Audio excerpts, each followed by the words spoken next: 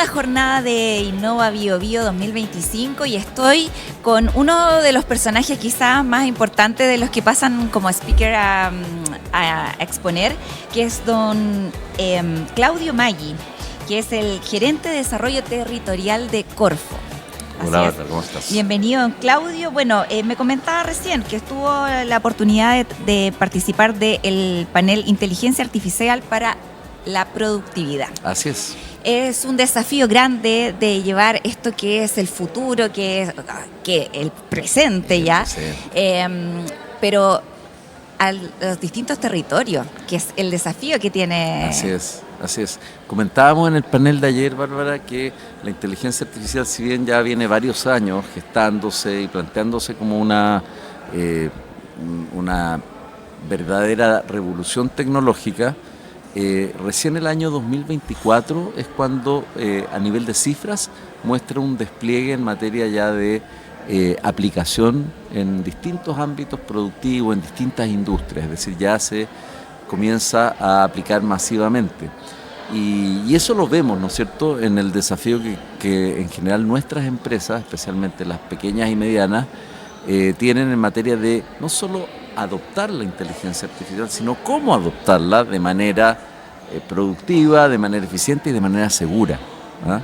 Entonces hay mucho que aprender, pero también hay mucho que ganar incorporando la inteligencia artificial. Justamente. Y efectivamente, territorialmente tenemos un desafío mayor, porque la inteligencia artificial requiere buena conectividad, ¿no es cierto? Requiere haber recorrido antes la mejora digital de una empresa y en todos esos aspectos. Como una evolución, digamos, que se produzca como. No es que se aplique así de la nada y yo incorporo inteligencia artificial y me va fantástico. ¿Y cómo hacerlo cuando muchas partes, muchos territorios todavía no acceden ni siquiera de manera estable a Internet o ese tipo de herramientas que resultan fundamentales para el desarrollo de la innovación y el uso de la inteligencia artificial como herramienta? Es una muy buena pregunta. En general, nosotros hemos ido haciendo avances importantes en materia de conectividad territorial, incorporando crecientemente a localidades más aisladas. Y ahora tenemos también Starlink, que no hay que olvidar, si bien tiene un costo, pero podemos ver las fórmulas, ¿no es cierto?, de poder también utilizarlo como un recurso que nos permite iluminar, es decir, conectar digitalmente territorios más aislados. Vamos avanzando y indudablemente esto requiere mucha colaboración con gobiernos locales, con el gobierno regional, porque dar la conectividad digital es nivelar la cancha, es fundamental, ¿ah? Y nosotros como Corfo obviamente que tenemos ese mandato de poder llegar a todos los emprendedores, emprendedoras, pymes del territorio, de todos los territorios del país, por lo tanto es súper importante.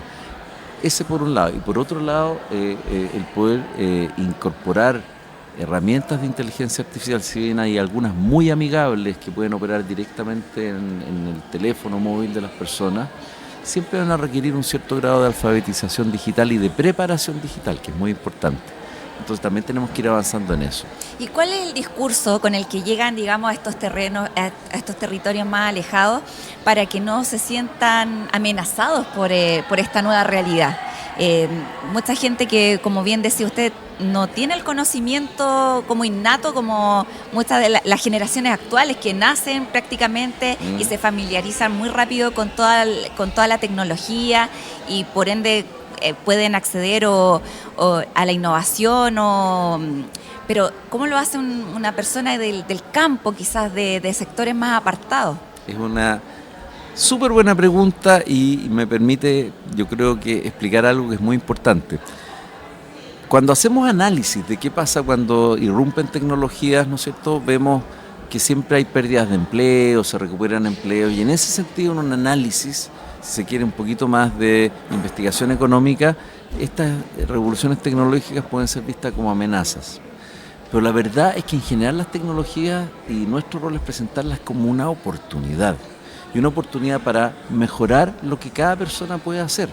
Si nos vamos, por ejemplo, a un pequeño agricultor del Alto Biobío, que de pronto enfrenta situaciones climáticas, que de pronto enfrenta situaciones de menos pluviometría que la habitual, lo que tenemos que decirle, mira, tenemos la posibilidad de que puedas conocer mejor y anticiparte mejor a esas situaciones.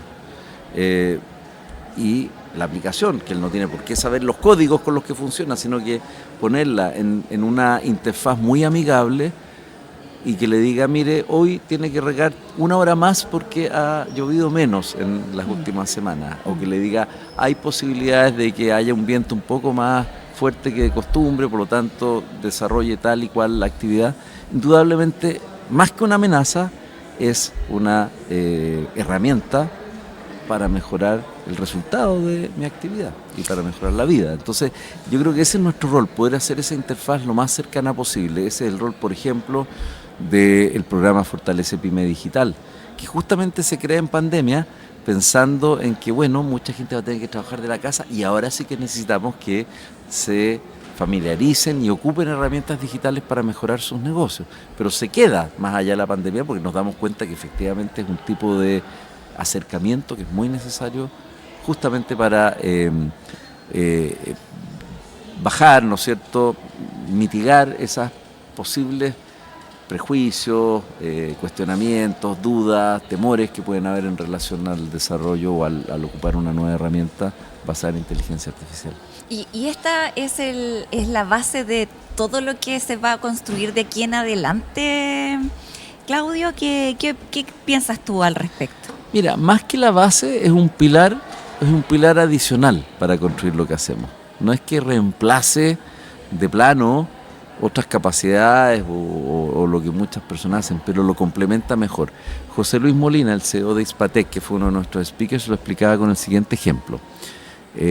Había un campeón mundial de ajedrez, Kasparov, muy conocido, que por principios de los 2000 jugó contra una máquina que era especializada en una partida de ajedrez y perdió. Y se dijo, este es el fin de la historia porque ya la máquina le gana al hombre el ajedrez. Bueno, Kasparov, que era un tipo persistente, no por nada era campeón mundial de ajedrez, lo que hizo fue empezar a entrenar su propia máquina.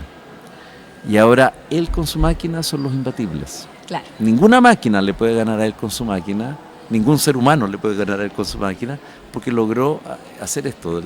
Esa máquina que tiene todos los elementos de inteligencia artificial, ¿no?, más la capacidad humana que tiene todavía, y esperamos por siempre, ¿no es cierto?, capacidades adicionales, obviamente que son una combinación imbatible. Y nosotros creemos que eso es en los distintos planos, ¿no es cierto?, de la actividad productiva, profesional, el mejor uso que podemos entender y visualizar de la inteligencia artificial, una herramienta de apoyo que no nos reemplaza, nos complementa y nos potencia.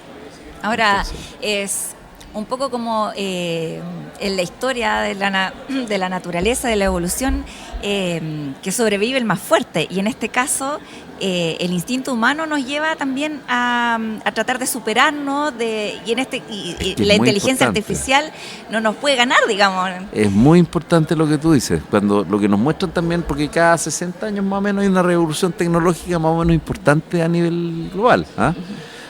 Imagínate cuando se crea la máquina a vapor, ¿ah?, y se reemplaza la fuerza humana por estas máquinas que podían hacer mucho más. Entonces los cargadores... La llegada a Internet... más cercano, ¿no es cierto? La última es esa, la era digital. La era digital. Pero siempre ha habido este temor de quienes se ven reemplazados.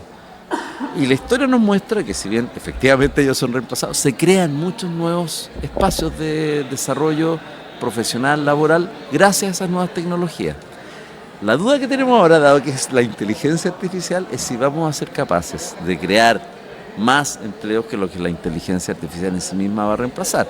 Ya tenemos que ya no hay gente que pese la fruta en los supermercados, crecientemente nos autoatendemos cuando hacemos compras, ¿no es cierto? Y eso va a ser así, pero en lugar de ello se genera una serie de servicios para preparar esas soluciones, para acompañar, de apoyo a la logística, etcétera, que van incorporando estas nuevas oportunidades laborales y de desarrollo. Como herramienta es muy importante tenerla, porque eso nos permite justamente estar en esa generación de valor y generación de oportunidades. Entonces, lo peor que podríamos hacer sería esconder la cabeza bajo el suelo como el avestruz, ¿ah? Y decir, no, aquí no. Todo lo contrario, tenemos que abrirnos son muchas las posibilidades que se abren con la inteligencia artificial, y evidentemente en aquellos casos en que tenemos que preparar a productores, productoras, empresarios, a poder usarla. Nuestra labor, digamos, mandato es hacerlo de una manera lo más efectiva y con la mayor cobertura posible. Y ese desafío, obviamente, es un desafío que se transmite completamente, integralmente al nivel regional. O sea, a nivel regional tenemos que ser capaces de llegar hasta el más extremo de los territorios, hasta la caleta pesquera más lejana, hasta la comunidad, ¿no es cierto?, que hace turismo rural más arriba ahí en el Alto Biobío, y ser capaces, ¿no es cierto?, de acompañar ese desarrollo, entendiendo que esa actividad va a seguir haciéndose, pero la podemos hacer mucho mejor, de una manera más productiva, con mejor calidad de vida y con mejores resultados, con mejores, en el fondo, desempeño económico de lo que hagan. Así es que puede sonar demasiado optimista, porque no quiero dejar de mencionar que obviamente tenemos un desafío muy importante en materia de adoptar este tipo de soluciones, pero el optimismo se basa en que primero las soluciones mejoran los resultados de las personas, ¿no es cierto? Es una oportunidad. Y segundo, el tener que llegar allá activa también una capa de servicio de quienes pueden hacer esa transferencia, ya sea desarrollando interfaces más amigables, ya sea, ¿no es cierto?, estableciendo mecanismos de capacitación y de formación para el acceso a la tecnología, o ya sea simplemente, ¿no es cierto?, desarrollando soluciones que son viéndose beneficiados por... Y en estos stands que tenemos acá en Innova Biobío podemos ver casos notables justamente de eso. Ya pues, Claudio, muchas gracias por su tiempo. No, al contrario. Y por acompañarnos. Gracias a ustedes. Seguimos en Innova Biobío 2025.